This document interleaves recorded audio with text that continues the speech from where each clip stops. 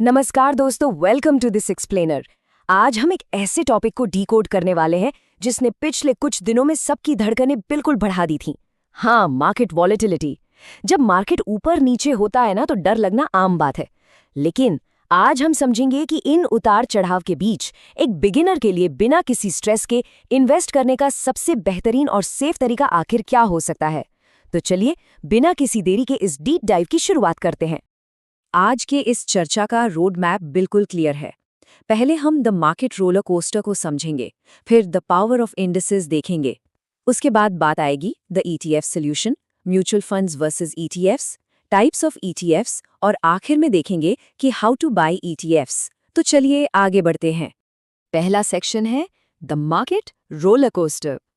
पिछले कुछ समय में जो मार्केट डिप्स आई ना, उन्होंने बड़े बड़ों को डरा दिया था। और सच कहूं तो यही डर काफी निवेशकों को आने वाली रिकवरी का पूरा फायदा उठाने से रोक गया। जरा पिछले मार्केट साइकिल की इस टाइमलाइन पर गौर करते हैं। 27 सितंबर, यहां से मार्केट अपने पीक से लगातार गिरना शुरू होता है। गिरते गिरते 7 अप्रैल को मार्केट 21,761 के बॉटम पर पहुंच गया। ये अपने टॉप से लगभग 17% का एक काफी बड़ा ड्रॉप था। लेकिन यहाँ जो सबसे ज्यादा चौंकाने वाली बात थी वो था मिड अप्रैल का अचानक आने वाला रीबाउंड। लिटरली सिर्फ 6 ट्रेडिंग सेशंस यानी करीब 10 दिन के अंदर मार्केट ने एग्रेसिवली 10% की रिकवरी दिखाई।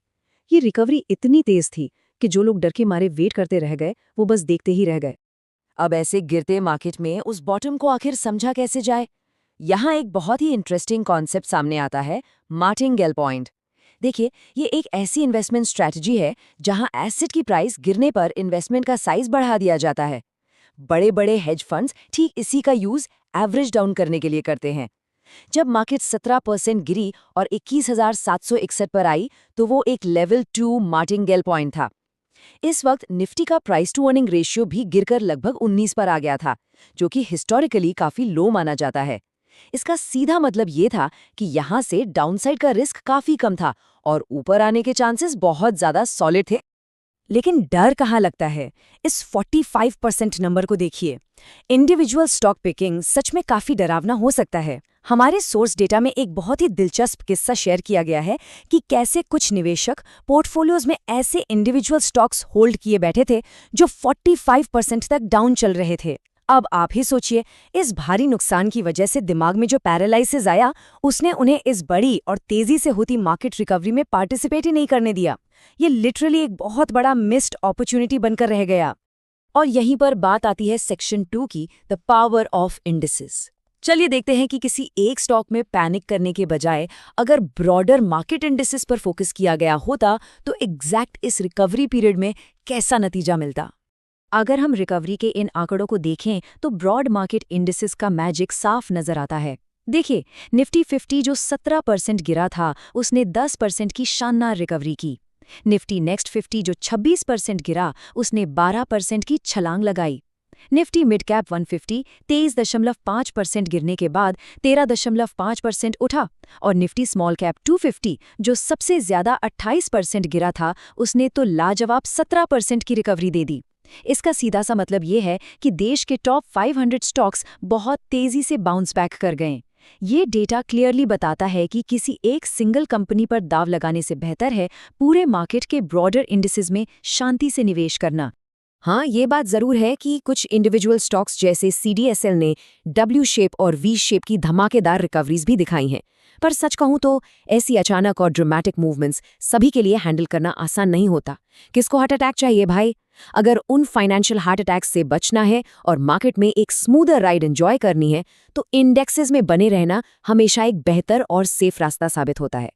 तो इस प्रॉब्लम का हल क्या है? यहाँ हम आते हैं सेक्शन 3 पर, द ETF सॉल्यूशन।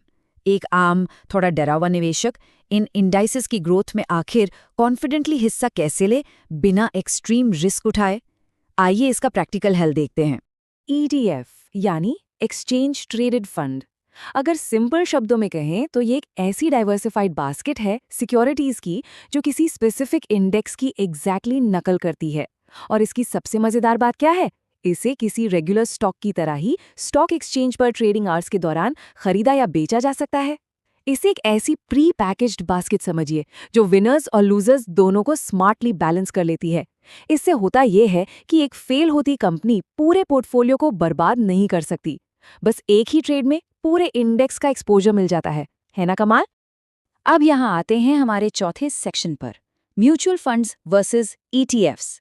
एक बहुत ही लाजमी सवाल उठता है कि भाई ये सेम काम तो म्यूचुअल फंड्स भी करते हैं, तो फिर अलग से ईटीएफ्स ही क्यों चुने? चलिए इनका फर्क समझते हैं। देखिए, एक तरफ म्यूचुअल फंड्स हैं जहां फंड्स को एक फंड मैनेजर एक्टिवली मैनेज करता है, और यहाँ सबसे बड़ा कैच क्या है, वहां प्राइसिंग दिन के आखिर में मिलती है, यानी end of the day NAV पर।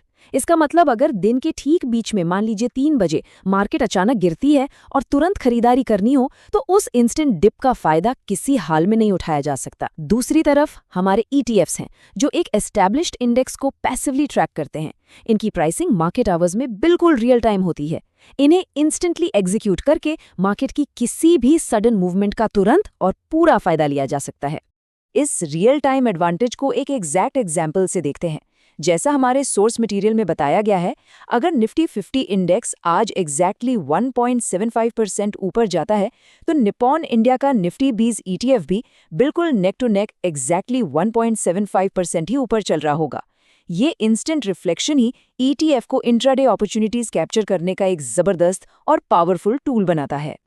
आप बढ़ते हैं सेक्शन 5 की तरफ, टाइप्स ऑफ ईटीएफ्स। अगर किसी को लग रहा है कि ईटीएफ का मतलब सिर्फ निफ्टी 50 तक ही सीमित है, तो जरा रुकिए, ये यूनिवर्स असल में बहुत ज्यादा बड़ा और डाइवर्स है। आज की डेट में नेशनल स्टॉक एक्सचेंज पर लगभग 244 से ज्यादा ईटीएफ्स लिस्टेड हैं, और इनकी वैरायटी तो देखिए। इंडेक्स ईटीएफ्स हैं जैसे निफ्टी 50 और नेक्स्ट 50, बैंक ईटीएफ्स हैं जैसे बैंक 20। अगर लगता है कि इंटरनेशनल एक्सपोजर चाहिए, तो नैस्डैक 100 जैसे इंटरनेशनल ईटीएफ्स भी अवेलेबल है। सेफ हेवन एसेट्स पसंद है, उसके लिए गोल्ड 20 जैसा गोल्ड ईटीएफ मौजूद है। यहाँ तक कि फिक्स्ड रिटर्न्स वाले स्टेबल इंस्ट्रूमेंट्स के लिए डेट या लिक्विड ईटीएफ्स का ऑप्शन भी मिल जाता है। यानी ऑप्शंस की तो कोई कमी ही नहीं है, हर तरह के निवेशक के लिए कुछ ना कुछ जरूर है।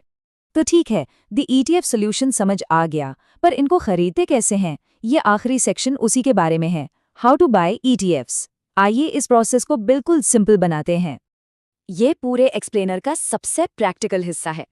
ईटीएफ खरीदने के बस 4 सिंपल स्टेप्स हैं। स्टेप 1, किसी भी स्टॉक ब्रोकर के पास अपना डीमैट और ट्रेडिंग अकाउंट ओपन करना। स्टेप 2, अपने अकाउंट बैलेंस में फंड्स ऐड करना। स्टेप 3, सर्च बार में जाकर किसी स्पेसिफिक ईटीएफ को ढूंढना, जैसे निफ्टी 20 या फिर एचडीएफसी का स्मॉल 250। और आखिरी स्टेप 4, अपना बाय ऑर्डर एग्जीक्यूट करना, चाहे मार्केट प्राइस पर करें या लिमिट प्राइस सेट करके, बिल्कुल वैसे ही जैसा सोर्स में लाइव करके दिखाया गया था। और लीजिए, बिना किसी फ्रिक्शन के ईटीएफ तुरंत आपके डीमैट अकाउंट में क्रेडिट हो जाएगा। इस डिटेल्ड एनालिसिस को हम एक बहुत ही शानदार क्रिकेट मेटाफर के साथ कंक्लूड कर सकते हैं। Stay on the wicket, protect the capital, hits the loose balls. दोस्तों, याद रखिए, मार्केट में लंबे समय तक बने रहना बहुत जरूरी है। अपने कैपिटल को पहले प्रोटेक्ट करना चाहिए। हमेशा सिर्फ उतना ही पैसा इन्वेस्ट करें जिसे खोने का रिस्क लिया जा सके।